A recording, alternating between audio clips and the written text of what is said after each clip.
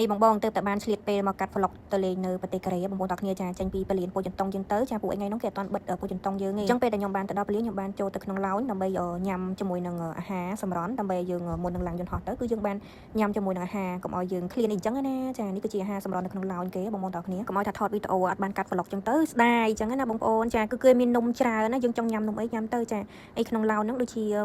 យើងចូលហ្នឹងបើសិនជាយើងមានកាតមានអីចឹងអាហ្នឹងសុខេប៉ុន្តែសម្រាប់យើងអត់មានកាតមានអីសម្រាប់ជាមួយនឹងក្រុមហ៊ុនលក្ខណៈថា corporate ជាមួយនឹងក្រុមហ៊ុនអីចឹងគឺម្នាក់$45ដែរអញ្ចឹងបងប្អូននេះគាត់ពីការញ៉ាំរួចមកគឺយើងបានឡើងជាមួយនឹងយន្តហោះអញ្ចឹងសម្រាប់ការឡើងយន្តហោះនេះគឺមេឃភ្លៀងពេលដែលខ្ញុំកំពុងតែរៀបចំឡើងបងប្អូនហើយมันជាអុកសុកអីទេបងប្អូនគឺយើងមានជាមួយនឹងគេដាក់ TV យើងមើលនៅកន្លែងយើងអង្គុយហើយខ្ញុំចូលចិត្តមើលរឿងហើយនេះគឺជាទេសភាពហ្នឹងហើយទេសភាពដែលមកដល់ប្រទេសកូរ៉េបងប្អូននេះខ្ញុំកាត់ទៅណាវីដេអូហ្នឹងណាអញ្ចឹងពេលដែលយើងឡើងទៅហ្នឹងគឺពេលយប់បងប្អូនអញ្ចឹងពេលដែលខ្ញុំចុះហ្នឹងគឺភ្លឺបងប្អូនចាហើយនេះឃើញគេ welcome ជាមួយនឹងប្រទេសកម្ពុជាយើងល្អមែនតើបងប្អូនឃើញគេដាក់ថា welcome ហើយសម្រាប់នៅកន្លែងយើងចូលក្នុងប្រទេសគេគឺគេមានភាសាខ្មែរចាគេដាក់ភាសាខ្មែរនិយាយជាមួយយើងទៀតលយមែនតើលក្ខណៈថា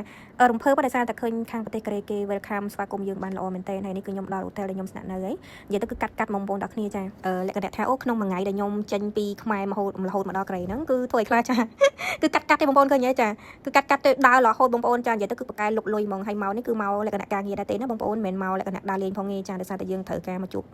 រោងចក្រ skin care នៅប្រទេសកូរ៉េប៉ុន្តែមិនទាន់ដឹងថាចរចាជោគជ័យបងប្អូនដោយសារតែខ្ញុំមកនេះគឺខ្ញុំបានជួបរោងចក្រ2ចាប៉ុន្តែសម្រាប់ការយើងនិយាយចរចាគឺតម្លៃរៀងខ្ពស់ពេកអញ្ចឹងហើយគឺយើងពិបាកធ្វើទីផ្សារនៅស្រុកខ្មែរយើងហើយខ្ញុំក៏អត់ទាន់សម្រេចចិត្តថានឹងធ្វើដែរទេកំពុងតែពិចារណានឹងគិតមើលសិនអញ្ចឹងណាបងប្អូនហើយតែប៉ុណ្្នឹងឯងហើយនេះគឺចុងក្រោយគឺញ៉ាំមីនឹងតែម្ដងចាគឺចង់បញ្ចប់ស្អែកចាំបន្តទៀតអញ្ចឹងណាអញ្ចឹងមួយថ្ងៃវល់ល្ងាចតាំងពីមកដល់ខ្មែរមកដល់កូរ៉េគឺមានតែប៉ុណ្្នឹងបងប្អូន